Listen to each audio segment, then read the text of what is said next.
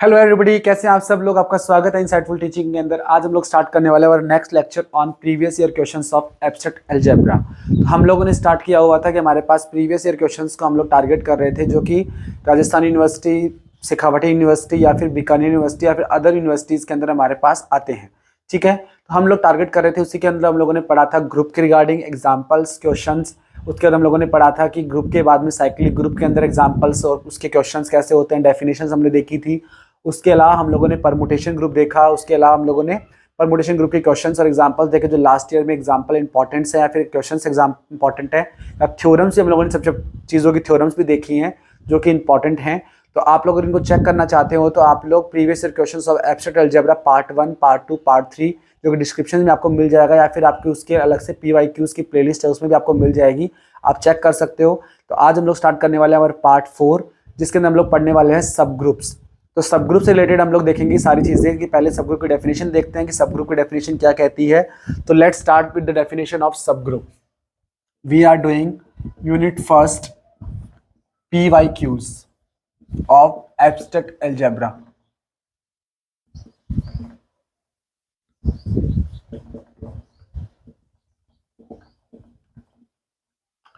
Abstract algebra, ठीक है, हम लोग कर रहे थे। इसी के अंदर हम लोग पढ़ने वाले हैं आज सब ग्रुप। तो सब ग्रुप देखिए क्या होता है। जब हम लोग मान ले कि एक ग्रुप है हमारे पास, मान लो for example G star be any group, कैसा भी ग्रुप हो सकता है, G बी एनी ग्रुप, ठीक है।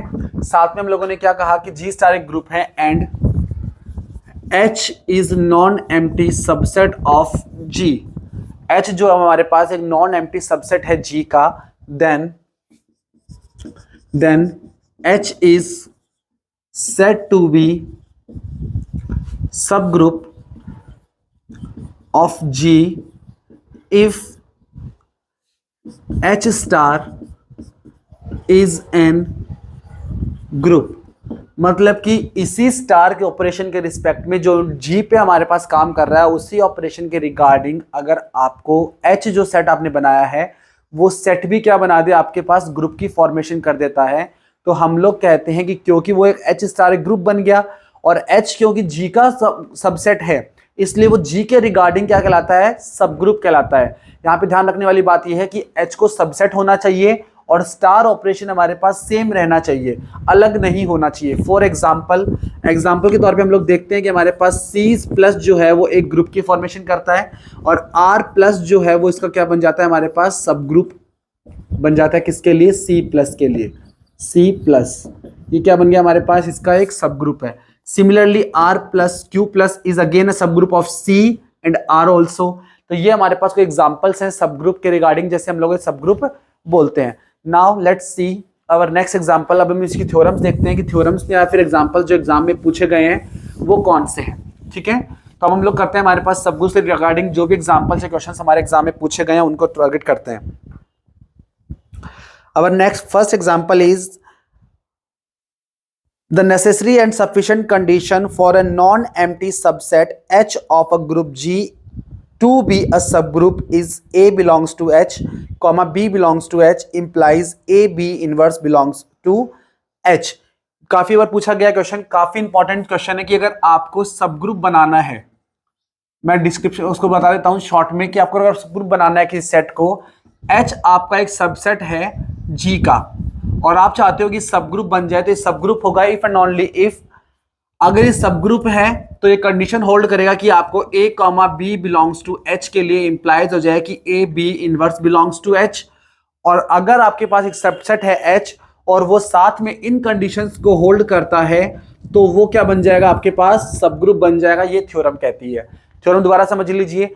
अगर आपके पास कोई ग्रुप है जिसके पास एक सब ग्रुप है H, तो वो सब ग्रुप जो है वो इस कंडीशन को होल्ड करेगा, हमें ये बताना है। साथ में ये बताना है कि अगर इसका कन्वर्स पार्ट हमें ये बताना है कि अगर कोई सेट है H जो कि हमारे पास G का सबसेट है, इस बार मैंने ग्रुप नहीं कहा, इस बार मैंने कहा है सेट, ठीक है।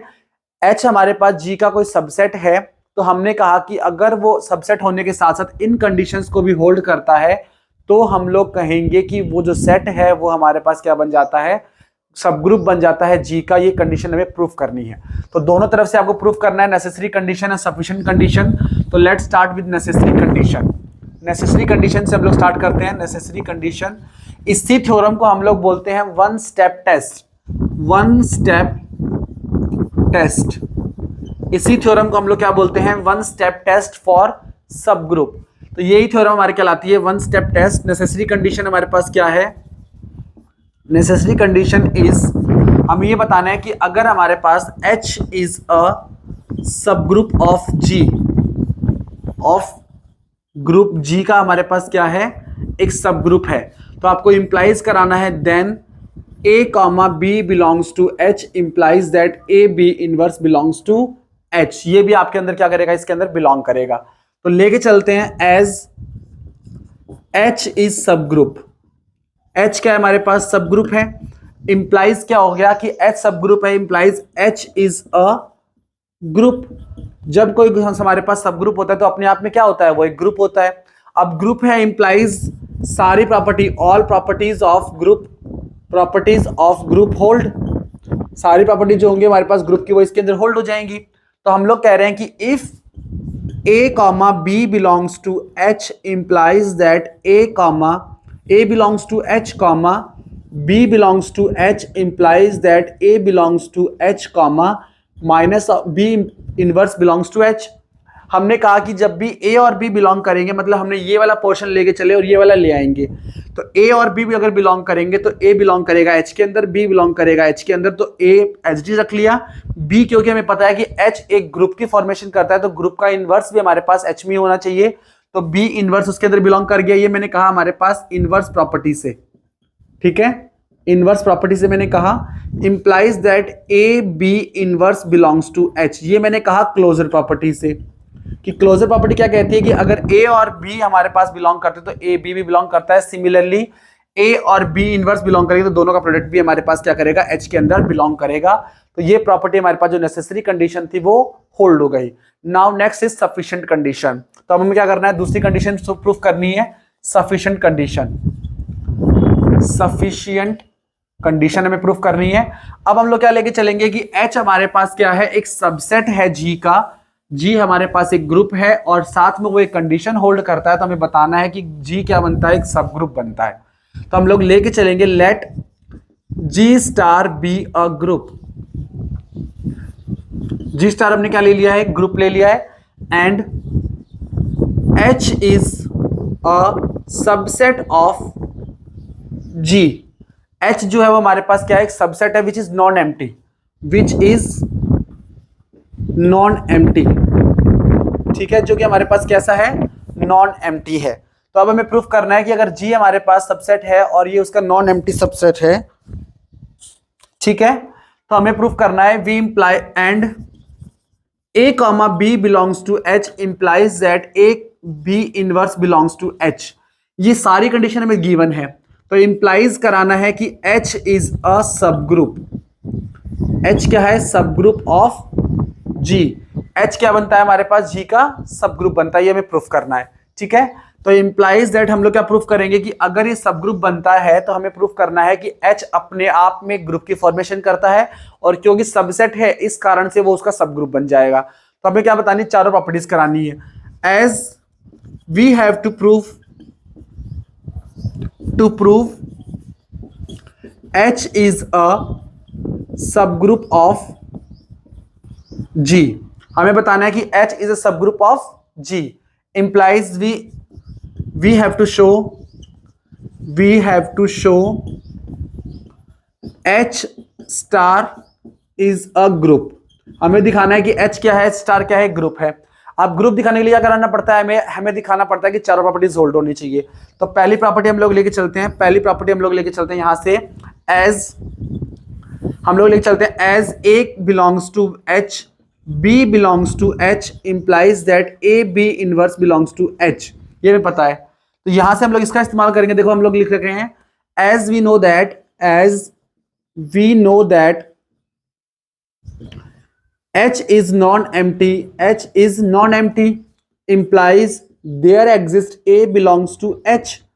क्योंकि H हमारे पास नॉन एम्प्टी है तो कोई ना कोई एक एलिमेंट तो H के अंदर जरूर होगा। तो हम लोग कह रहे हैं कि as A belongs to H implies that A belongs to H, comma A belongs to H implies that A inverse belongs to H. इस प्रॉपर्टी को होल्ड किया कि A ही H में गया और B के स्थान पे भी A ही ले लिया क्योंकि हमारे पास एक ही एलिमेंट है, दोनों जगह पे एक एलिमेंट ले लिया और यहां से मिल गया A inverse belongs to H। अब क्योंकि हमें पता है कि A जब भी H बिलोंग करेगा तो implies A belongs to G और A inverse belongs to G, और A इनवर्स जब G में होते तो कैसा रिएक्ट करते हैं, वो दोनों रिएक्ट करते हैं हमारे पास बिलोंग्स टू G, और ऐसा होता है तो A और A इनवर्स कैसे रिएक्ट करते हैं हमारे पास, इनवर्स बना देते हैं। तो हम लोग कहेंगे यहां से हमारे पास बन गया E belongs to H, implies क्या हो गया, आइडेंटिटी एलिमेंट मिल गया हमें। क्या मिल गया हमें, आइडेंटिटी एलिमेंट मिल गया। ठीक है, सिमिलरली हम लोग प्रूफ करेंगे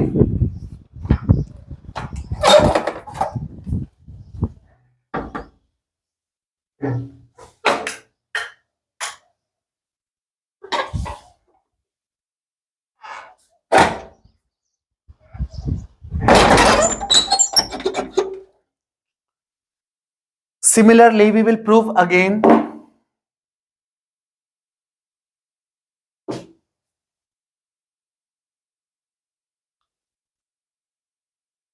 सिमिलरली आगे हम लोग प्रूफ करेंगे कि हमारे पास क्या है कि एक जो हमें मिल गया, अभी क्या मिल गया हमें कि आइडेंटिटी एलिमेंट उसके अंदर बिलोंग करता है। Now if A belongs to H, comma E belongs to H, ठीक है, हमने कह दिया कि अगर A बिलोंग करता है H के अंदर, ऐसे मान लो, इसको उल्टा मान लो, E belongs to H, comma A belongs to H implies that A inverse belongs to H। ठीक है, अब कि E हमारे पास H का एलिमेंट है तो G का एलिमेंट भी है, दैट इज आइडेंटिटी एलिमेंट, और A हमारे पास जैसे ही H का एलिमेंट है वो G का भी एलिमेंट हो गया। तो क्या पता चल गया कि हमारे पास ये दोनों आपस में कैसा एलिमेंट देंगे, which implies A inverse belongs to G। जब भी हमने A को H में बिलोंग कराया तो क्या कंक्लूजन निकला कि A inverse belongs to H निकला, मतलब हमें ये पता चल गया कि हमारे पास A इनवर्स बिलोंग करता है, इंप्लाइज हो गया इनवर्स एलिमेंट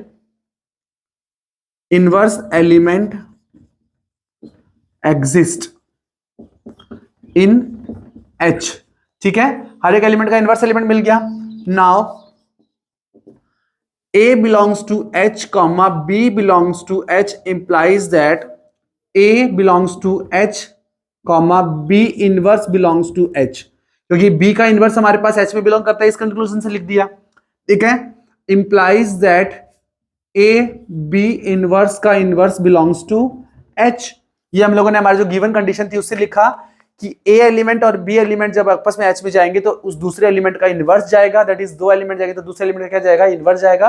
दूसरे एलिमेंट का इनवर्स लिख दिया तो क्या मिल गया, यहां से मिल गया आपको A B belongs to H, मतलब क्लोजर प्रॉपर्टी क्या होगी, जब भी A और B बिलोंग करे तो A B भी बिलोंग कर गया, मतलब क्लोजर प्रॉपर्टी होल्ड हो गई।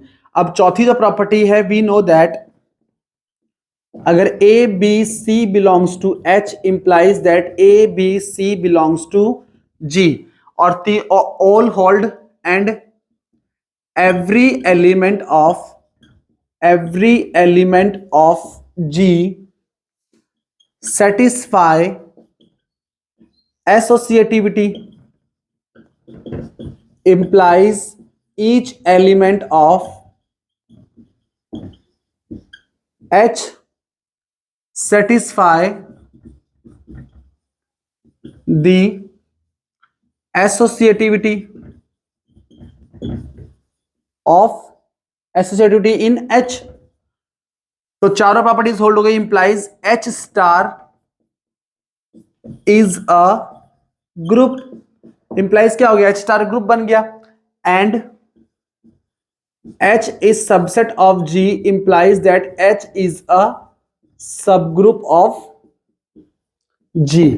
तो क्योंकि हमारे पास H अपने आप में सबसेट है G का, इस वजह से क्या बन गया, H हमारे पास ग्रुप G का सब ग्रुप बन गया। This is called as one step test.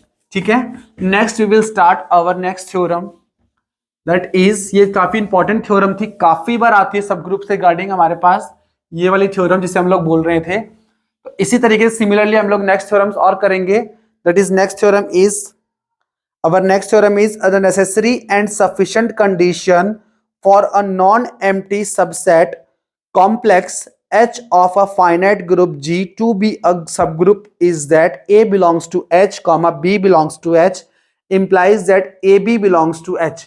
मतलब कि हमें अब ये दिखाना है कि एक तो अगर A बिलोंग करे, A भी बिलोंग करे H के अंदर, तो इंप्लाइज करे AB भी H में बिलोंग कर दे। मतलब कि इस बार हमें इनवर्स भी नहीं चाहिए, सब ग्रुप दिखाने के लिए इस बार क्या नहीं चाहिए, हमें इनवर्स भी नहीं चाहिए, हमें सिर्फ इतना दिखाना है कि वहां पे क्लोजर प्रॉपर्टी होल्ड हो जाए, तो हम लोग कह देंगे कि वो दोनों क्या है, वो सब ग्रुप बन जाते हैं।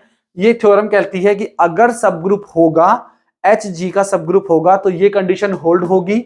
और दूसरा हम ये कहेंगे कि अगर किसी सेट ने, दैट इज सबसेट हमारे पास हो जी का, सबसेट को अगर हमारे पास जो जी एक ग्रुप हो और उसके रिगार्डिंग एच हमारे पास अगर सबसेट बनता है, तो उस सबसेट को हम लोग बोलते हैं कॉम्प्लेक्स। इस सबसेट को एच को ही बोलते हैं हम लोग, H is a complex of G. यहां पे हम लोग सबसेट के स्थान पे क्या यूज करते हैं, कॉम्प्लेक्स यूज करते हैं, जो कि अभी थ्योरम में मेंशन किया गया है। तो हम लोग क्या कहेंगे, हमारे पास अगर कोई जी हमारे पास ग्रुप है और एच उसका सबसेट है और साथ में वो ये कंडीशन होल्ड कर रहा होगा, तो नेसेसरी कंडीशन हमारे पास क्या कहती है कि वो एक ग्रुप की फॉर्मेशन का सब ग्रुप बन रहा होगा। तो हम लोग इसे प्रूफ करते हैं। हम लोग लेके चलते हैं कि हमारे पास क्या है, पहले हम लोग लेके चलते हैं नेसेसरी कंडीशन। तो हम लोग लेके चलते हैं G star be a group. ठीक है, G star be a group, हमें प्रूफ करना है कि implies and H is a subgroup of G. H subgroup है तो इंप्लाइज करना है आपको a comma B belongs to H implies that A B belongs to H. ये आपको प्रूफ करना है। ठीक है, तो हम लोग जानते हैं कि अगर if H is subgroup of G implies H is group, implies क्या होगा, a belongs to a comma B belongs to H implies that A B belongs to H as closure property. Closure property, तो यहां से हमारे पास necessary condition तो directly hold हो गई एक ही लाइन के अंदर। Now we will do at sufficient condition. Now we will do sufficient condition. Sufficient condition में हम लोग देखते हैं कि हमारे पास क्या है। हम लोग जानते हैं कि हमें अगर ये प्रूफ करना है कि जी star be a group,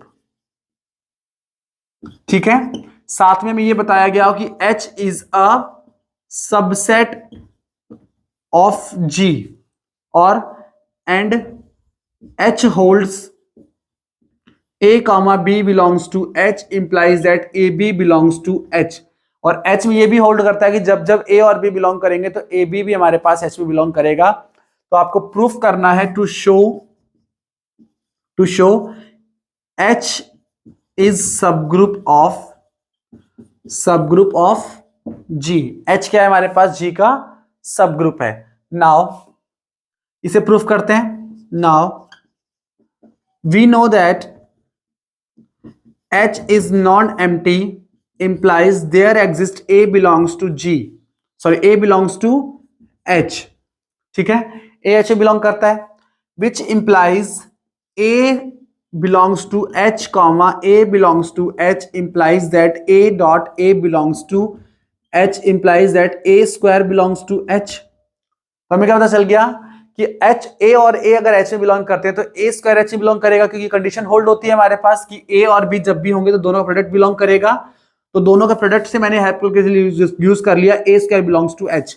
similarly implies that a square belongs to H comma a belongs to H implies that a square dot a belongs to H implies that a cube belongs to H. Similarly इसी process को अगर मैं करता जाऊं तो मुझे क्या मिलेगा, a की power n belongs to h comma a belongs to h implies that a की power n a belongs to h implies that a की power n plus 1 belongs to h। ऐसा होता जाएगा, मुझे a की पावर n मिल जाएगा। तो हम लोग कहेंगे कि अगर इस प्रोसेस को मैं इनफाइनाइट टाइम्स रिपीट करूं, if we repeat this process infinite times, then हमें क्या मिल जाएगा कि a की पावर हमारे पास इनफाइनाइट टाइम्स अंदर चली जाएंगे, मतलब अलग अलग एलिमेंट्स मिलेंगे। ठीक है, तो इंप्लाइज a की power n belongs to h for infinite number of elements, infinite number of elements.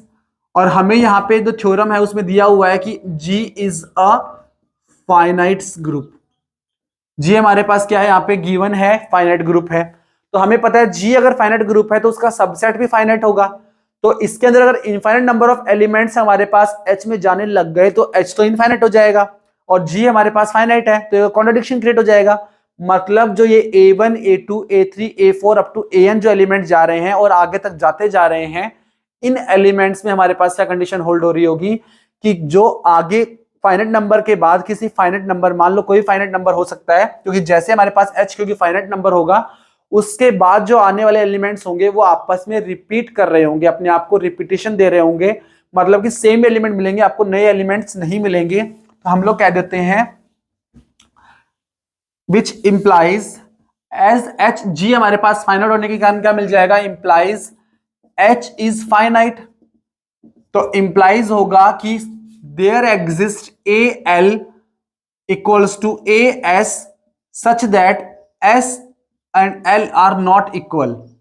S और L हमारे पास इक्वल नहीं होंगे और उसके बाद हमारे पास क्या होंगे, नंबर्स आपस में इक्वल होना शुरू हो जाएंगे। तो हमें क्या मिलेगा, इंप्लाइज दैट मिलेगा आपको कि AL अगर हमारे पास G में बिलोंग करता है, इंप्लाइज दैट कि A की L की पावर -1 भी G में बिलोंग करेगा। तो इंप्लाइज लिख सकते हैं हम लोग यहाँ पे कि A की पावर L स्टार A की power -L equals to A की पावर S स्टार A की पावर माइनस का L, इंप्लाइज दैट A की power L minus L equals to A की पावर S माइनस का L, इंप्लाइज A की power 0 equals to A की power S minus का L, implies that A की E equals to A की power S minus का L।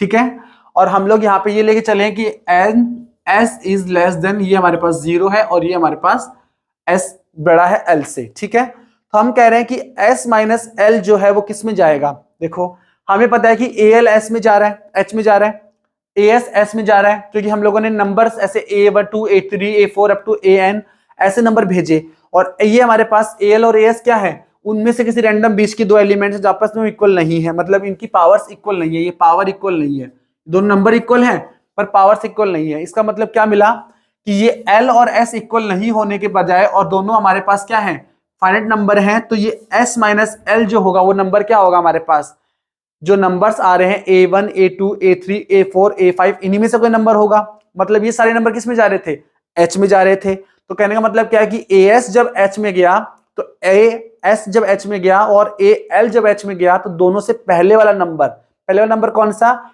A की power S minus L, वो दोनों से छोटा होगा हमारे पास, A की पावर L और A की माइनस S दोनों से छोटा होगा। तो वो जो नंबर हमारे पास आएगा वो नंबर हमारे पास किस में जाएगा, H में ही जाएगा। मतलब कि ये नंबर S में जाएगा तो इंप्लाइज करेगा कि E भी S में जाएगा। Implies this number belongs to H as A की पावर L कॉमा A की power S belongs to H, implies that A की पावर L माइनस का S या फिर S minus L belongs to H। ठीक है, जैसे दोनों पावर्स बिलोंग करेंगे तो हमारे पास A की पावर L माइनस H भी उसके अंदर बिलोंग करेगा। ठीक है, नाउ यहां से हमें पता चल गया implies identity element belongs to H। अब यहां से पता चल गया कि हमारे पास आइडेंटिटी एलिमेंट बिलोंग करता है। तो अब हम लोग क्या करेंगे आगे, नेक्स्ट इसी प्रोसेस को आगे बढ़ाएंगे कि as we know that A की पावर L माइनस का L belongs to H comma हम लोग क्या कह सकते हैं यहां से हमारे पास कि A की पावर -1 बिलोंग्स टू H। हमें यह लाना है कि A की पावर, दोनों तरफ से लिख दूं मैं क्या, देखो इसे लिख सकते हैं हम लोग इंप्लाइज, यहां से लिख सकता हूं कि दैट इज A की power S minus L equals to identity, and A की power S equals to identity element है। तो दोनों तरफ मैं क्या लिख दूं, A की power S minus L -1 plus 1 equals to identity element. ठीक है, यहां से मुझे क्या मिल जाएगा, A की power S minus L minus 1 A equals to identity element. ठीक है, मतलब कि मैं कह सकता हूं कि इससे पहले वाला जो एलिमेंट होगा वो कौन होगा, इस एलिमेंट से पहले वाला एलिमेंट, यहां इसको लिख सकता हूं दोनों तरफ, इसको लिख दूं मैं A inverse star A by left cancellation law, left cancellation law in G implies a की power s minus L minus one equals to a की पावर माइनस वन। मिल गया। implies as a की power s belongs to h comma a की power l belongs to h implies that a की power s minus L minus one belongs to h, क्योंकि ये तो उससे भी कम नंबर होगा। a की पावर s माइनस एल से भी छोटा नंबर किस में जाएगा, h में ही जाएगा, क्योंकि उससे पहले वाले सारे नंबर h में जा रहे हैं। तो उससे एक नंबर जो हमारे पहले नंबर भेजा था उससे एक नंबर और कम हम लोगों ने भेज दिया। तो इस बार क्या कर दिया हम लोगों ने, एक नंबर और कम कर दिया, तो वो भी h में जाएगा। implies a inverse belongs to h implies that inverse element belongs to h inverse element किस में चला गया, हमारे पास h में चला गया है। तो यहां से हम लोग कह सकते हैं कि हमारे पास दो आइडेंटिटी एलिमेंट चला गया, इनवर्स एलिमेंट चला गया, और ऑलरेडी गिवन थी क्लोजर प्रॉपर्टी, तो हम लोग उसका इस्तेमाल कर लेंगे। And we have if a belongs to h comma b belongs to h implies that ab belongs to h implies closure property hold, implies क्या हो गया हमारे पास, क्लोजर प्रॉपर्टी होल्ड हो गई। एंड एसोसिएटिविटी तो हमारे पास डायरेक्टली होल्ड हो जाती है सिमिलर वे में जो मैंने प्रीवियस एग्जांपल में बताई थी कि हमारे पास क्योंकि सारे एलिमेंट H के जो एलिमेंट है वो G के एलिमेंट हैं और G के एलिमेंट सारे एसोसिएटिविटी होल्ड करते हैं, इंप्लाइज H के सारे एलिमेंट एसोसिएटिविटी होल्ड करेंगे। तो यहां से हम लोग क्या कह सकते हैं कि एसोसिएटिविटी भी होल्ड हो जाएगी। तो क्या बन जाएगा, इंप्लाइज H स्टार क्या बन गया हमारे पास, इज अ ग्रुप। ये काम सिर्फ और सिर्फ ये वाला स्टेप हम लोग बोलते हैं दिस इज कॉल्ड, और यहां से पता है कि H हमारे पास क्या है, सबसेट है G का, implies that H is a subgroup of G। ठीक है, ये क्या बन गया हमारे पास, H G का सब ग्रुप बन गया। इसे बोला जाता है one step test for finite group. ये हमारे पास जो है सिर्फ और सिर्फ फाइनाइट ग्रुप के लिए काम करता है, इसे हम लोग बोलते हैं one step test for finite group. मतलब कि फाइनाइट ग्रुप अगर हमारे पास G है और किसी सबसेट को उसका ग्रुप सब ग्रुप बनना है, तो ये काम हमारे पास A को बिलोंग करा दो, B को बिलोंग करा दो, तो AB भी बिलोंग कर जाना चाहिए। ये जो कंडीशन हमारे पास अगर होल्ड होती है तो सब ग्रुप कहलाएगा, अगर ग्रुप फाइनाइट दिया हुआ हो तो। इनफाइनाइट केस में हमें A B इनवर्स वाला ही लगाना पड़ेगा, फाइनाइट वाले केस में हम लोग दोनों लगा सकते हैं, इनफाइनाइट केस में हमें सिर्फ और सिर्फ वही वाला लगाना पड़ेगा। This is another one step test जो कि मोस्ट इंपॉर्टेंट है। तो नेक्स्ट हम लोग करते हैं हमारे पास एग्जांपल और थ्योरम्स करते हैं। नेक्स्ट आगे की थ्योरम जो है, आई होप आप लोग सबको समझ में आ रहा होगा। अगर कोई भी डाउट होता है तो प्लीज आई रिक्वेस्ट आपसे कि आप लोग कमेंट बॉक्स में लिख के भेजिए, या फिर आप लोग मुझे मेल कर सकते हैं। आपको आपके सारे डाउट्स कंसिडर किए जाएंगे। अगर आपको कुछ और पढ़ना है, किसी और चीज की क्वेरी है, किसी और टॉपिक के बारे में मैंने जिसमें रिकॉर्ड नहीं किया हुआ है, उसके बारे में आप मुझे लिख के भेज सकते हो कि सर मुझे ये वाला टॉपिक पढ़ना है, इसके वीडियो बनाइए, तो हम लोग उसके पूरी कोशिश करेंगे बनाने की। तो आप मुझे मैसेज भेज सकते हैं। अगला हमारे पास है the intersection of two subgroup is again a subgroup. आगे हमें पढ़ना है कि the intersection of two subgroups, मतलब कि हमें बताना है कि अगर H1 and H2 are two subgroups of G implies that H1 intersection H2 is subgroup of G। मतलब कि अगर H1 H2 इंटरसेक्शन हमारे पास सब ग्रुप है तो H1 इंटरसेक्शन H2 भी क्या होगा, हमारे पास G का सब ग्रुप होगा। तो हम लोग लेके चलते हैं let G star be a group. काफी इजी सी थ्योरम है ये जो थ्योरम है काफी इजी थ्योरम है। हम लोग नेक्स्ट काफी इंपॉर्टेंट भी है। ये थ्योरम आपको सब ग्रुप में, सब रिंग में, सब फील्ड में, वेक्टर स्पेस के अंदर सब कहीं भी मिलेगी और बहुत इजी थ्योरम है। ठीक है, G star be a subgroup and H1 comma H2 are two subgroups of G। तो हमें दो सब ग्रुप्स दे रखे हैं, which implies if A comma B belongs to H। हमें बताना है कि हमें क्या बताना है अब, कि हमें बताना है कि H1 इंटरसेक्शन H2 क्या है। वी हैव टू शो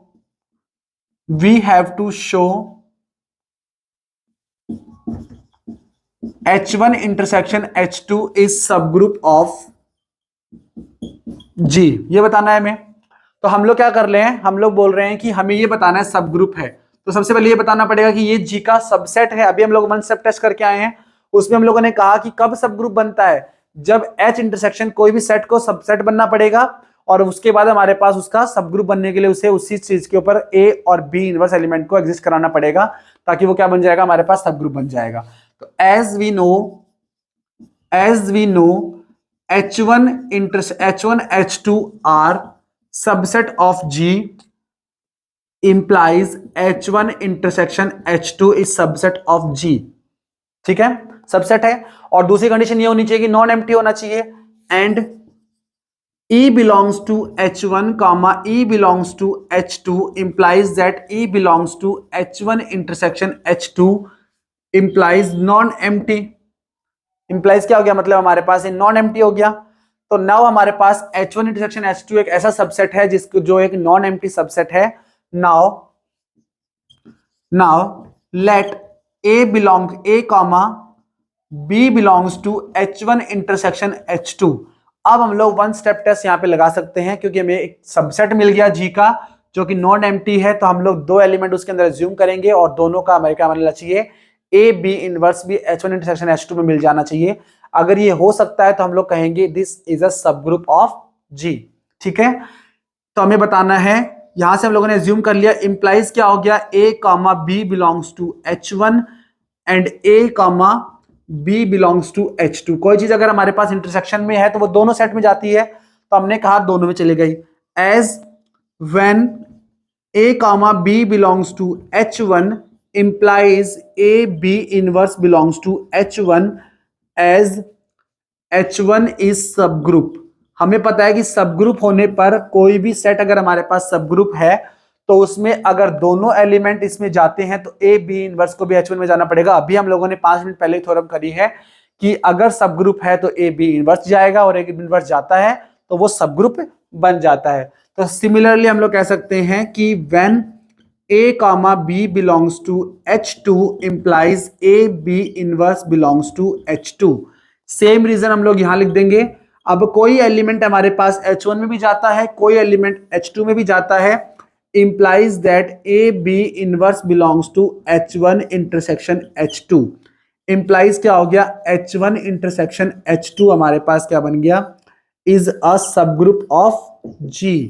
तो ये बन गया हमारे पास G का सबग्रुप। तो हम लोग कहेंगे H1 intersection H2 is a subgroup of G। ये इतनी छोटी सी थ्योरम हमारे पास क्या है, 4 नंबर की थ्योरम है और काफी इंपॉर्टेंट थ्योरम है, बहुत आसान सी थ्योरम जो काफी जगह पूछी जाती है। और नेक्स्ट थ्योरम इज, अगर H1 और H2 दो सब ग्रुप्स है हमारे पास ग्रुप G के, then our next theorem is if H1 and H2 are subgroups of G, then H1 union H2 is subgroup of G, then H1 union H2 is a subgroup of G if and only if either H1 contain H2 और H2 contain H1। काफी अच्छी और थोड़ी सी tricky theorem है, बहुत अच्छी theorem है, ये बहुत बार पूछी जाती है। ये आपको नॉर्मल सब ग्रुप में और नॉर्मल सब ग्रुप में नहीं, सिमिलरली रिंग में, फील्ड में और आपको वेक्टर स्पेस में भी थ्योरम मिलेगी और बहुत ज्यादा फेवरेट थ्योरम है एग्जामिनर्स की, काफी ज्यादा पूछते हैं। थोड़ी सी बच्चों को कंफ्यूज करते हैं कि इस इंटरसेक्शन में तो हमारे पास सब ग्रुप बन जाता है पर यूनियन में सब ग्रुप नहीं बनते हैं।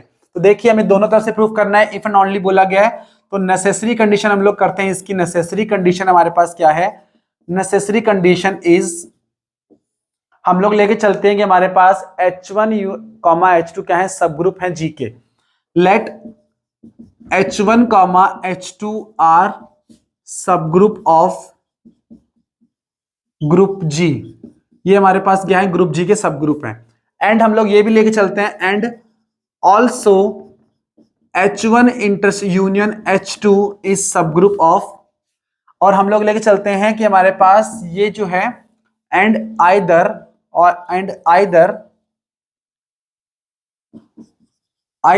H1 कंटेन इनटू H2 और H2 contain into H1।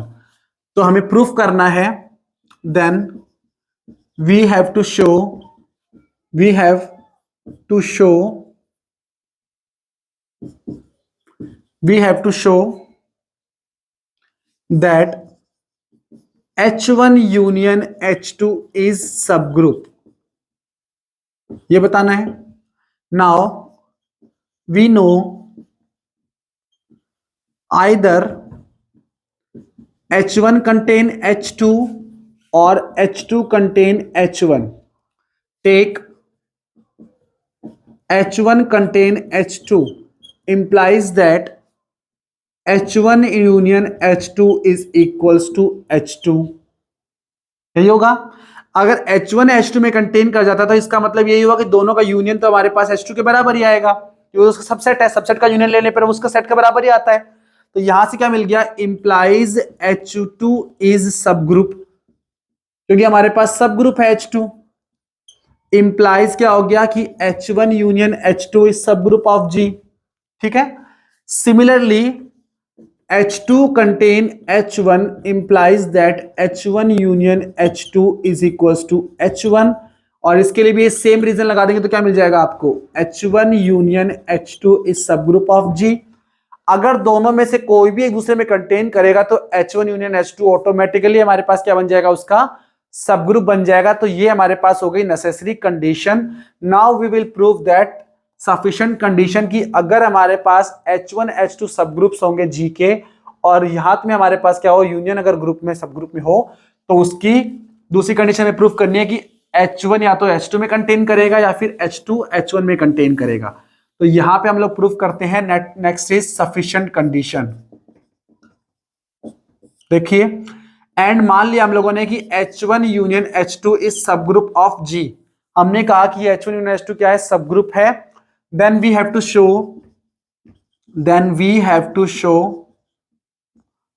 that H1, then we have to show that either H1 contain H2 or H2 contain H1. तो H1 कंटेन करता है H2 के अंदर और H2 कंटेन करता है H1 में. नाउ लेट हम लोग मान के चलते हैं कि हमारे पास ये दोनों एक दूसरे में contain. Let if possible neither H1 contain H2 nor H2 contain H1. neither लिख दो तो काटने की जरूरत नहीं है. ठीक है. ना तो हमारे पास H1 H2 में कंटेन करता है, ना ही H2 H1 में कंटेन करता है. हम लोगों ने अज्यूम कर लिया कि अगर पॉसिबल हो सके तो. कॉन्ट्रडिक्शन से हम लोग थ्योरम प्रूफ कर रहे हैं. तो यहां से हमें क्या मिल जाएगा, that implies there exist A belongs to H1 such that A does not belongs to H2.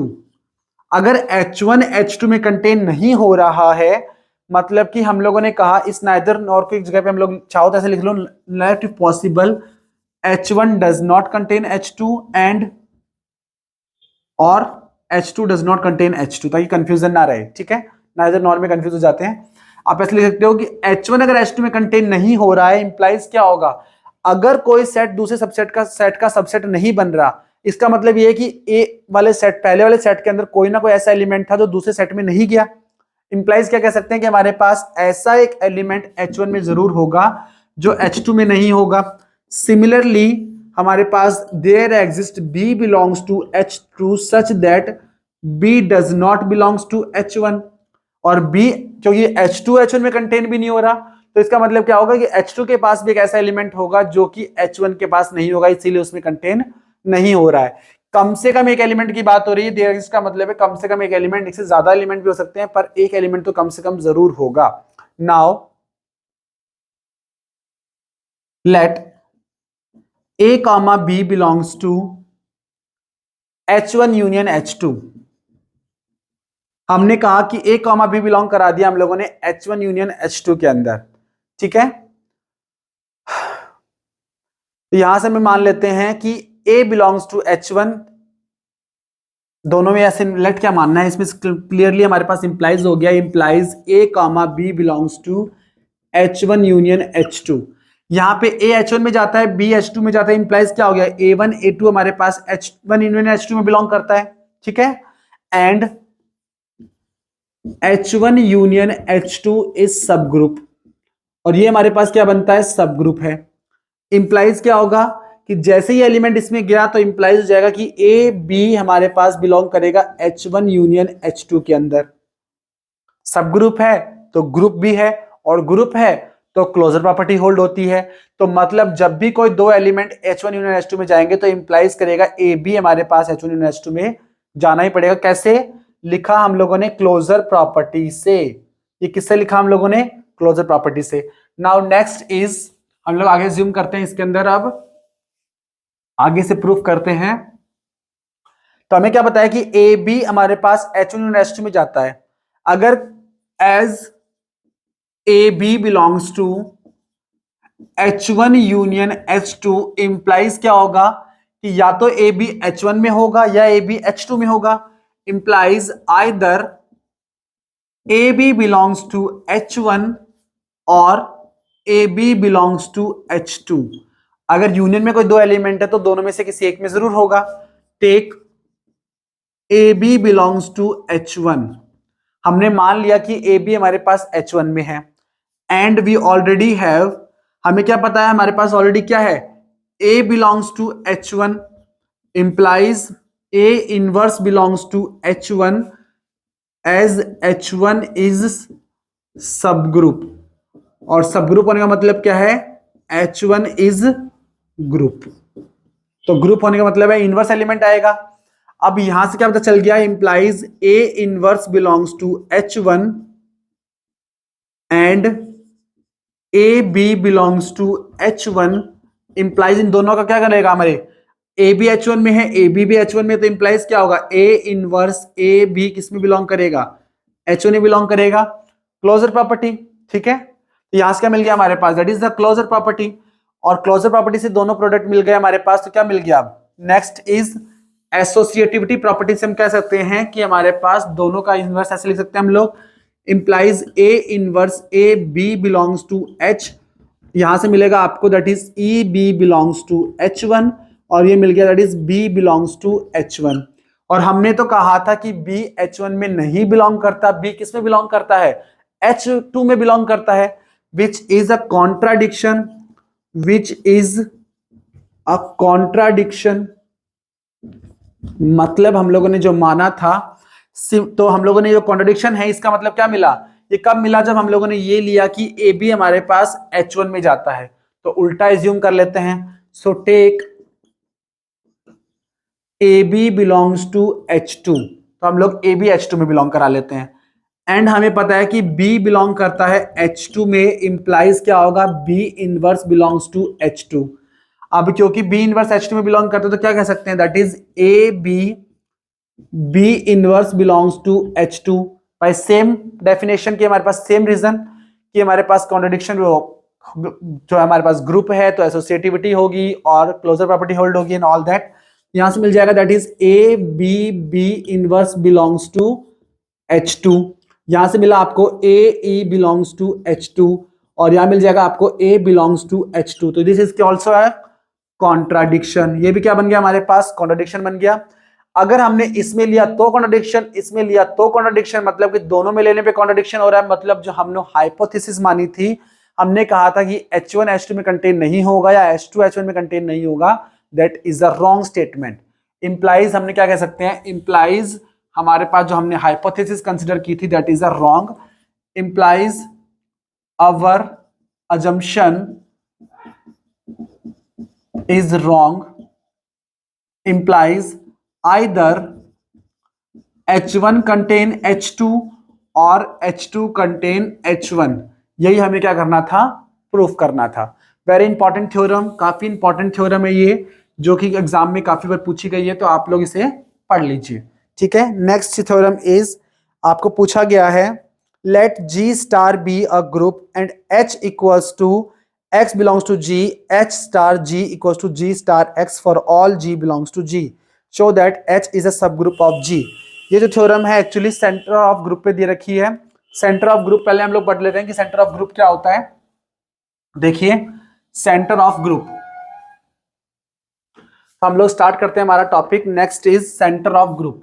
पहले डेफिनेशन देखते हैं, फिर उसके ऊपर जो हमारे पास थ्योरम है वो देखते हैं। सेंटर ऑफ ग्रुप, इसे हम लोग जनरली जेड जी से डिनोट करते हैं, ठीक है। जेड जी का मतलब क्या होता है, Z of G equals to हमारे पास all elements of G such that G star x is equals to x star G for all elements of x belongs to ji.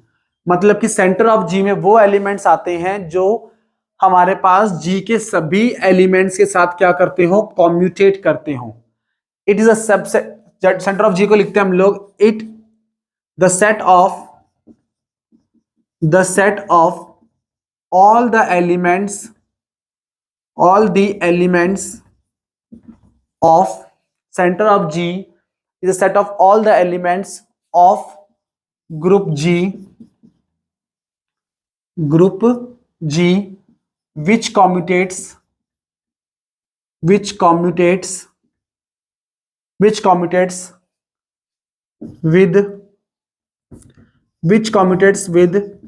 every element of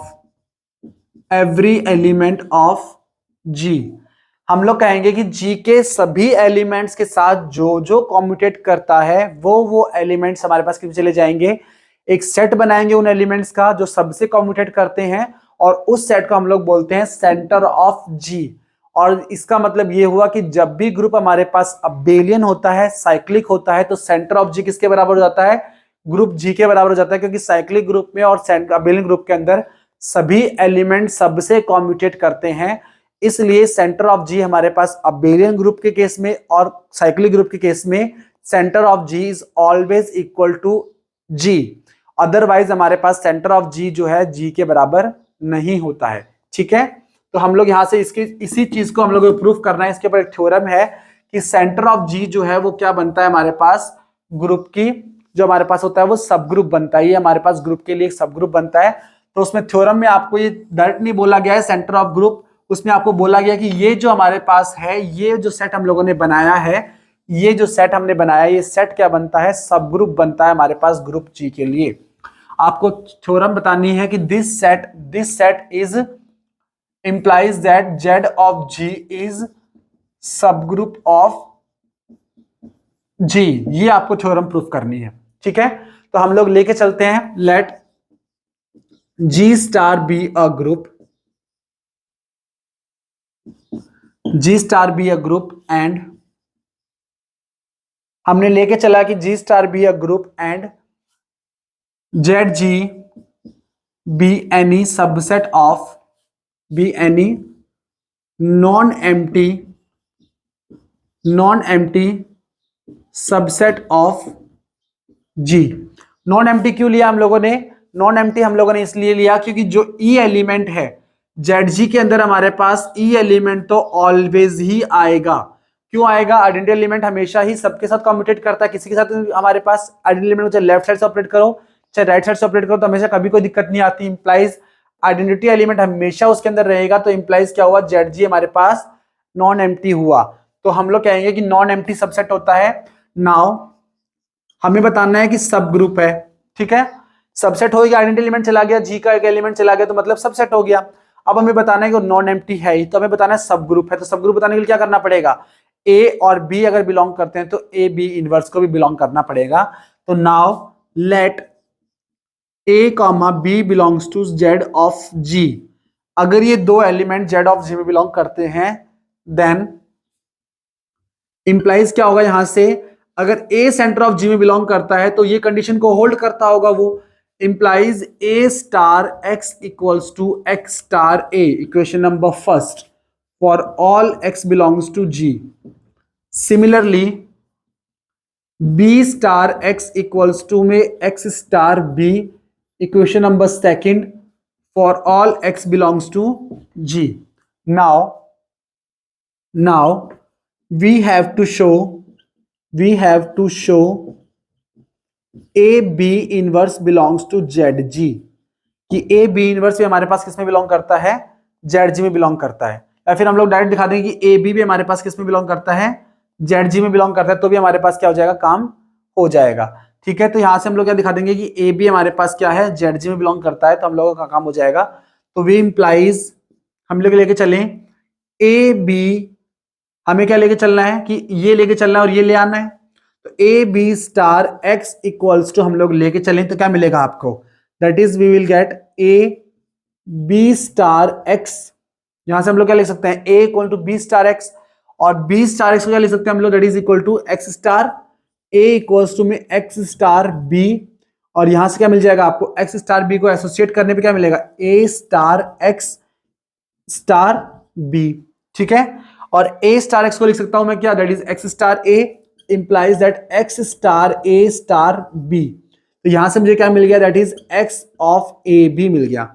मैं लेके चला था हमारे पास a star, that is मुझे मिल गया एक्स स्टार ए बी, मतलब कि लेके चला था ए बी स्टार एक्स और मुझे मिल गया X star A B. Implies मुझे क्या मिल गया कि A B belongs to Z of G, implies that Z of G is subgroup of G. तो इसका मतलब क्या हो गया कि मेरे पास जेड जी जो है वो क्या है, सब ग्रुप है जी का। Similarly we will do next theorem. Next theorem हमारे पास क्या है कि normaliser of group is again a subgroup of ji. Normaliser के बारे में हमें बात करनी है कि वो भी उसका क्या है, सब ग्रुप होता है। ठीक है,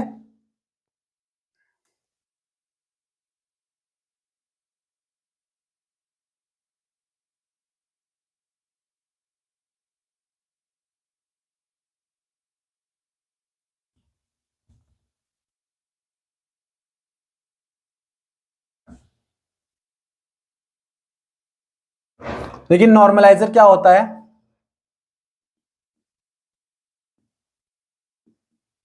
नॉर्मलाइजर ऑफ ग्रुप जो होता है वो एक एलिमेंट का निकलता है, इसे हम लोग नोट करते हैं नॉर्मलाइजर ऑफ ए। इसका मतलब होता है कि वो सारे एलिमेंट जी के विच कॉम्यूटेट्स विद ए, मतलब कि जो ए के साथ कॉम्यूटेट करते हैं, G star a equals to में ए स्टार जी। जो एलिमेंट हमारे पास ए के साथ कॉम्यूटेट करेंगे वो एलिमेंट किस में चले जाएंगे, हमारे पास ए के नॉर्मलाइजर में चले जाएंगे। ठीक है, तो इसके ऊपर थ्योरम है कि इंप्लाइज आपको बताना है कि normaliser of A is subgroup of G for all A belongs to G. मतलब कि सभी ए एलिमेंट जिन जिन के लिए नॉर्मलाइजर डिफाइन हो सकता है, उन सभी एलिमेंट के रिस्पेक्ट में नॉर्मलाइजर जो बनेगा वो हमेशा ही सब ग्रुप बनेगा जी का। तो हम लोग लेके चलते हैं, let G be star be a group.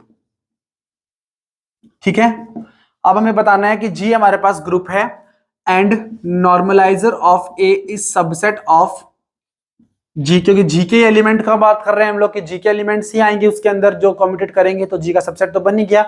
And as E belongs to normaliser of A for all A belongs to G implies normalizer of A is non empty.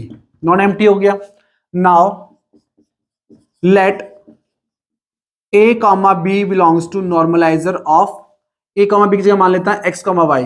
ठीक है, ए हम लोगों ने ऑलरेडी यूज किया, तो a comma B belongs to normaliser of a, मतलब implies क्या हुआ, इसका मतलब हुआ कि x star a equals to a x and y a equals to में a y for all.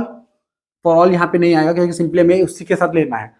Now हमें दिखाना है कि एक्स और वाई जो है, now we have to show, we have to show x Y belongs to normaliser of A, implies that हम लोग लेके चलते हैं x y a equals to, क्या मिलेगा आपको, that is x y of a equals to में x of a y equals to में हमारे पास x a y equals to मिलेगा a of x of y equals to a x of Y. A x Y लेके चले थे, एक Y x मिल गया, इंप्लाइज क्या हो गया हमारे पास कि X Y belongs to normaliser of A, implies normalizer of A is subgroup of G. तो हमारे पास क्या बन गया, सब ग्रुप ऑफ जी बन गया। अब next theorem is, next theorem में प्रूफ करनी है कि the any two right or comma left cosets of a subgroup of a group are either identical or disjoint। काफी इंपॉर्टेंट थ्योरम है कि हमें ये बताना है कि या तो हमारे पहले बताना पड़ेगा हमें कॉसेट्स क्या होते हैं, फिर कॉसेट्स के ऊपर हम लोग आगे बात करते हैं। देखिए कॉसेट्स की डेफिनेशंस के बारे में बात करते हैं हम लोग आगे। कॉसेट्स क्या होते हैं,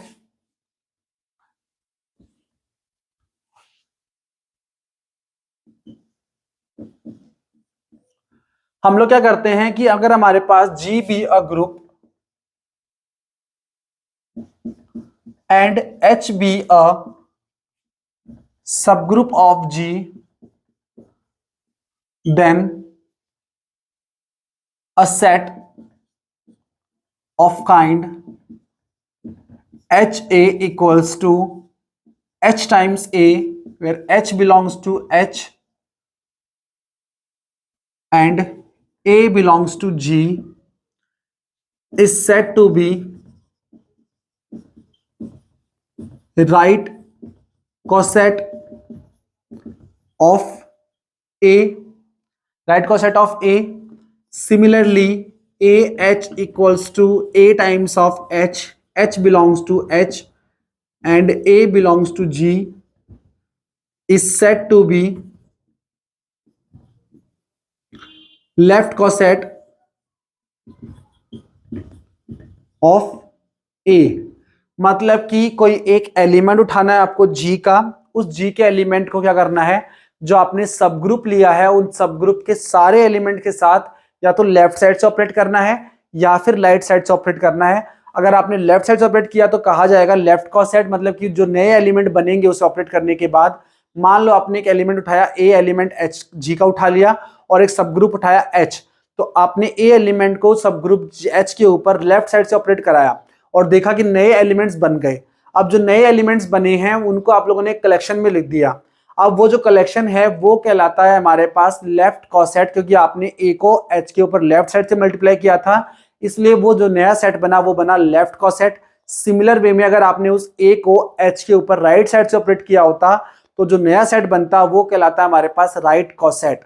तो हम लोग उन्हीं कॉसेट्स की बात कर रहे हैं कि जो सेट है, जो लेफ्ट कॉसेट है और जो राइट कॉसेट है, या तो वो एक दूसरे से बिल्कुल डिस्टिंक्ट होते हैं किसी एलिमेंट के रिस्पेक्ट में, जैसे एक सिंगल सेम एलिमेंट के रिस्पेक्ट में ये लेफ्ट कॉसेट और ये राइट कॉसेट दोनों ही हमारे पास क्या होते हैं, या तो बिल्कुल डिस्टिंक्ट होते हैं या दोनों हमारे पास बिल्कुल आइडेंटिकल होते हैं, मतलब सेम टू सेम कॉपी होते हैं। ऐसा नहीं कुछ एलिमेंट्स इसमें और इसमें कॉमन हो जाएंगे, या तो कंप्लीट कॉमन होगा या कुछ भी कॉमन नहीं होगा। यही हमारी नेक्स्ट थ्योरम है। ठीक है, तो मैं थ्योरम पढ़ रहा हूं। आई होप आपको कॉसेट समझ में आ गए होंगे। Any two right bracket left cosets of a subgroup of a group are either identical और डिसजॉइंट, कि हमारे पास दो कॉसेट जो हैं वो या तो आइडेंटिकल होते हैं या फिर हमारे पास कंप्लीटली डिसजॉइंट होते हैं। ये थ्योरम हम लोग यहाँ पे करने वाले हैं। ठीक है, अवर next theorem is, sorry for the disturbance, क्योंकि बाहर बहुत शोर शराबा हो रहा था तो मैंने बीच में पॉज कर दिया था। अब हम कंटिन्यू करते हैं हमारे थ्योरम को।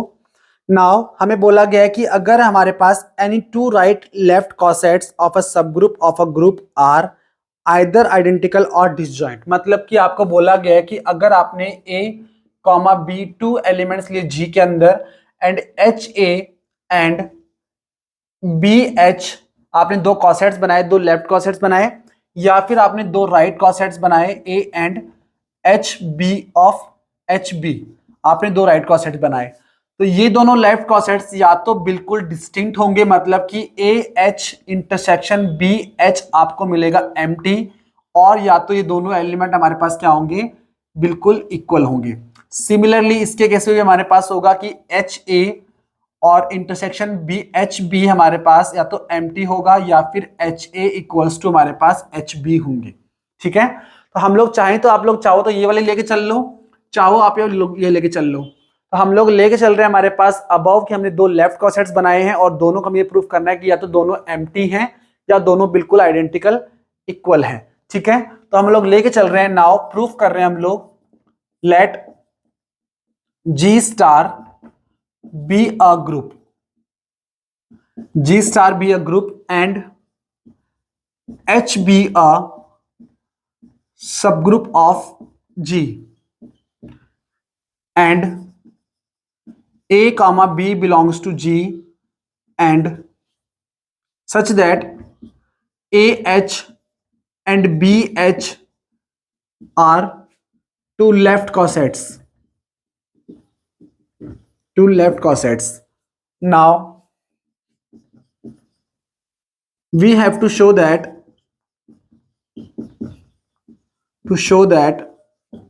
either a H intersection B H is empty और a H is equals to b H. So let if possible that AH intersection BH is non-empty. कि हम लोग को क्या assume कर लिया कि हमारे पास ये जो है वो हमारे पास नॉन एम्प्टी है. मतलब कंडीशन क्या हो सकती है, तो वो एम्प्टी हो सकते हैं या फिर वो दोनों इक्वल हो सकते हैं. तो हमने उन दोनों कंडीशंस के बीच में मान लिया कि ना तो वो एम्प्टी है ना ही वो हमारे पास इक्वल है. हमने क्या कहा कि उन दोनों में कुछ ना कुछ एलिमेंट कॉमन है. तो हमने कहा which implies there exist AH1 belongs to AH and BH2 belongs to BH such that क्या होगा दोनों हमारे पास कि AH1 is equals to BH2. ये हम लोगों ने ऐसा क्यों कहा कि दोनों इक्वल हो जाएंगे. क्यों इक्वल क्यों होंगे, क्योंकि अगर इस सेट के एलिमेंट को और इस सेट के एलिमेंट को हमारे पास इंटरसेक्शन में जाना है, एक इंटरसेक्शन में जाना है, तो दोनों एलिमेंट्स में कोई इंटरसेक्शन में कौन जाता है, जो दोनों में कॉमन होता है. तो ऐसा एलिमेंट जो इसमें भी हो और उसमें भी हो, और क्योंकि दोनों की स्ट्रक्चर अलग अलग है, इसमें AH टाइप के एलिमेंट होंगे, इसमें BH टाइप के एलिमेंट होंगे, तो दोनों एक जगह कब जाएंगे, जब दोनों एलिमेंट सिमिलर होंगे, मतलब कि इक्वल होंगे तभी जाएंगे. तो इसलिए हमने कहा कि इसका कोई एलिमेंट AH1 और इसका कोई एलिमेंट BH2 दोनों आपस में कैसे होंगे, इक्वल होंगे, तभी हमारे पास उसके अंदर वो जा सकते हैं. इंप्लाइज नाउ हम क्या कर लेते हैं, यहां पे दोनों तरफ AH1 star H2 H1 inverse का ऑपरेट कर दो, B स्टार लगाने की जरूरत नहीं है, ऐसे लिख दो डायरेक्टली, BH2 H1 इनवर्स का ऑपरेट कर दिया. तो यहां से क्या मिल जाएगा आपको, AE इक्वल्स टू में BH2 H1 इनवर्स मिल गया. ठीक है, तो यहां से मिला आपको A इक्वल्स टू में BH2 H1 इनवर्स. ठीक है, तो यहां हम क्या कर लें, दोनों तरफ हम ऑपरेट कर दें H को, AH equals to BH2 H1 inverse H, ये हमने ऑपरेट कर दिया. तो यहां से हमें क्या मिल गया, implies that AH is equals to BH as H2 H1 inverse H is equals to H. क्यों H के बराबर होगा, क्योंकि H2 H1 inverse H belongs to हमारे पास H में बिलोंग करेगा. और क्योंकि सारे एलिमेंट हमारे पास, जब भी हमने पता है कि कोई ऐसा एलिमेंट आ जाता है जो H का ही एलिमेंट हो, उस एलिमेंट के रिस्पेक्ट में जब हम लोग कॉसेट बनाते हैं तो वो कॉसेट कैसा बनता है, हमारे पास H के बराबर ही बन जाता है. दिस इज ऑल्सो थ्योरम जो हम लोगों ने यहाँ पे नहीं की है, पर आपको याद रखना है कि अगर कोई एलिमेंट हमारे पास यहाँ लिखे हुए एलिमेंट या फिर इधर लिखे हुए एलिमेंट, मतलब कॉसेट जिनके बना रहे हैं वो हमारे पास H के ही एलिमेंट हो, तो जो नया कॉसेट बनता है वो हमारे पास H के ही बराबर आ जाता है, कोई अलग कॉसेट नहीं बनता, क्योंकि क्लोजर प्रॉपर्टी वहां पे होल्ड होती है. तो इस वजह से हमारे पास ये क्या बन गया, AH इक्वल्स टू HA. मतलब क्या हुआ, इसका कंक्लूजन क्या निकला कि जब भी हमने ये मानने की कोशिश करी कि दोनों सेट हमारे पास आइडेंटिकली डिसजॉइंट नहीं है, तो क्या मिला हम लोगों को, दोनों डिसजॉइंट नहीं होने पर क्या हो गए, आइडेंटिकल हो गए. जैसे हमने ये अज्यूम किया कि दोनों डिसजॉइंट नहीं है तो पता चला कि इक्वल हो गए, तो वैसे हमारे क्या पता चला कि अगर हमने कोशिश की होती कि हमारे पास दोनों सेट इक्वल नहीं है तो हमें क्या मिलता, दोनों के सेट डिसजॉइंट मिल जाते. तो सिमिलर वे में हम कह सकते हैं कि इफ, तो यहां से हमें क्या पता चल गया कि दोनों सेट या तो हमारे पास इक्वल होंगे या फिर और दोनों सेट हमारे पास क्या होंगे, intersection BH is equals to empty होगा. तो कोई भी दो लेफ्ट कॉसेट्स या कोई भी दो राइट कॉसेट्स या तो इक्वल होते हैं या कंप्लीटली हमारे पास डिस्टिंक्ट होते हैं. ठीक है, this is our theorem. Our next theorem is most important theorem, Lagrange's theorem. Lagrange's theorem, our next theorem is Lagrange's theorem, जिसका स्टेटमेंट है आपकी सब ग्रुप से रिलेटेड सबसे मोस्ट इंपॉर्टेंट थ्योरम है, नेमिंग थ्योरम है, तो आपको ये पढ़नी ही पढ़नी है, हमेशा पूछी जाती है लाग्रांजेस थ्योरम. ठीक है, लाग्रांजेस थ्योरम आपको ये पढ़नी है. देखिए लाग्रांजेस थ्योरम का स्टेटमेंट क्या है. लाग्रांजेस थ्योरम क्या कहती है, हमारे पास the order of element, Lagrange's theorem, इसका स्टेटमेंट क्या है हमारे पास, the order of every element of a finite group is the divisor of the order of the group. मतलब कि अगर हमारे पास कोई ग्रुप है, एनी ग्रुप G स्टार अगर हमारे पास है, जो कैसा होना चाहिए, फाइनाइट होना चाहिए, तो इसका जो सब ग्रुप होता है H इज अ सब ग्रुप। अगर इसका हमारे पास जो सब ग्रुप होता है उसका ऑर्डर, मतलब कि अगर ग्रुप हमारे पास जो है फाइनाइट है तो ग्रुप का जो ऑर्डर होगा उस ऑर्डर को सब ग्रुप का ऑर्डर हमेशा ही डिवाइड करेगा। मतलब कि अगर इसका ऑर्डर हमारे पास G का N है और H का ऑर्डर हमारे पास M है तो M divides N always. M क्या करेगा, हमारे पास N को डिवाइड करेगा। M डिवाइड्स मतलब कि N is a multiple of M। M क्या होगा हमारे पास, M का मल्टीपल होगा, ये कहती है लाग्रांजेस थ्योरम। तो इसे हम लोग प्रूफ करते हैं। देखिए अब इसे हम लोग प्रूफ करते हैं बहुत अच्छे तरीके से।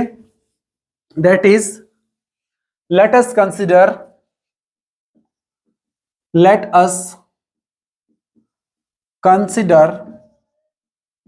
G star be a group, G star be a finite group. ठीक है, क्योंकि फाइनाइट के लिए बात करनी है, finite group and order of G is equals to N. Also let H star be a subgroup of G such that order of H equals to M. ठीक है, order of H equals to M. Now अब हमें क्या proof करना है, order of G H is M. Now let A belongs to G be any arbitrary element, then construct a coset AH. Now define a map such that F equals to H to AH. Define a map F equals to A to H such that F of H equals to A times of H for all H belongs to H. सभी H के लिए हमारे पास ऐसे हम लोगों ने एक map बना दी which is well defined. Now as we know that F is onto because every element of AH is associated with element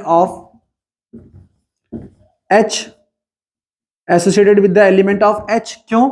क्योंकि हमने कहा कि H onto क्यों है, क्योंकि H में जो एलिमेंट होंगे उन्हीं पे तो आप A को ऑपरेट करोगे। कितने बार ऑपरेट करोगे, जितने H के अंदर एलिमेंट होंगे, और उन्हीं के साथ आपने कनेक्ट कर दिया है। मतलब A को जब H1 पे कनेक्ट किया तो वो H1 AH1 पे कनेक्ट हो गया। A को जब आपने H2 से मल्टीप्लाई किया तो वो H2 हमारे पास AH2 पे कनेक्ट हो गया। तो ऐसे जितने एलिमेंट H में होंगे उतने हमारे पास ऑपरेटेड एलिमेंट होंगे, तो हमेशा ऑन टू होगा। Now we have to show that कि हमारे पास 1 1 है या नहीं है। ठीक है, अब हमें क्या दिखाना है कि ये 1 1 है या नहीं है। Now let f of h1 is equals to f of h2 implies क्या मिलेगा आपको, AH1 equals to AH2 bye left cancellation law क्या मिल जाएगा आपको, that is H1 equals to H2। दो इमेजेस सेम होने पे क्या मिल गया आपको, एलिमेंट सेम, इंप्लाइज क्या बन गया 1 1, इंप्लाइज हो गया आपके पास 1 1 मैप बन गई। मतलब F is a 1 1 onto map. तो यहां से क्या कंक्लूजन निकला आपके पास कि F कैसी है, 1 1 onto मैप है। इंप्लाइज हुआ कि F इज 1 1 onto मैप। ठीक है, which implies order of H is equals to order of AH, and we know that order of AH is equals to order of HA, which implies order of H is equals to order of AH is equals to order of HA। ठीक है, तीनों map बराबर कर दिया हम लोगों ने। now we also know that we also know that, क्या हमें पता है कि G is equals to union of A belongs to G, A H और equals to union of H A belongs to G। हमें पता है कि अगर सभी कॉसेट्स का यूनियन कर लिया जाए, जितने भी लेफ्ट कॉसेट्स हैं या फिर जितने भी राइट कॉसेट्स हैं, सबका यूनियन कर लिया जाए तो हमेशा क्या बनते हैं, वो G के बराबर बनता है। तो इससे हम लोगों ने लिख दिया यहां से as it is. Now we also we know that each left or right cosets are either distinct or equal। so हमें नहीं पता कि या तो ये जितने भी कॉसेट्स हमने बनाए हैं वो सारे कॉसेट्स या तो डिस्टिंक्ट होंगे या फिर इक्वल होंगे। अगर इक्वल हुए तो बार बार क्यों रिपीट करना, यूनियन तो सेम ही मिलेगा। तो मतलब हम लोगों ने मान लिया सो इंप्लाइज जी इक्वल्स टू, हम लोग क्या मान लेते हैं कि कितने का यूनियन है, कोई के एलिमेंट्स इसके अंदर अलग अलग है, that is AH1 A1H union A2H union A3H union AKH are total number of are, so our total number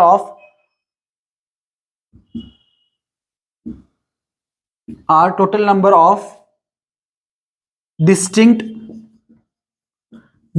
cosets, which implies G is equals to union of A equals to 1 to K AH, ठीक है।